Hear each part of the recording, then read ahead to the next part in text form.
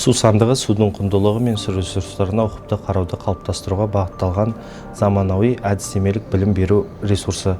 Республикалық суды үнемдеу болашақ үшін сақта бастамасы аясында әзірленген бұл ресурс су экология, суды үнемдеу және су ресурстарын ұтымды пайдалану мәселелері бойынша білімді біріктіреді. Су сандығы балалар мен жастарға арналған практикалық материалдарды, интерактивті тапсырмаларды және танымдық контентті, сонымен қатар экологиялық ертегілерді қамтиды. Ресурстың негізгі мақсаты өскелең ұрпақтың экологиялық мәдениетті қалыптастыруға, суға деген жауапкершілікті арттыруға және су ресурстарын сақтаудың маңыздылығын түсіндіру.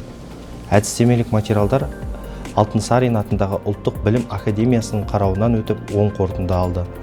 Алдағы уақытта су сандығы ресурсын тамыз айында өтетін педагогикалық кеңеске ұсынып, одан әрі білім беру ұйымдарының оқу-тәрбие үдерісіне енгізу жоспарлануда. Су сандығы бүгінгі білім, ертеңгі жауапкершілік. Суды үнемдейік, болашақ үшін сақтайық.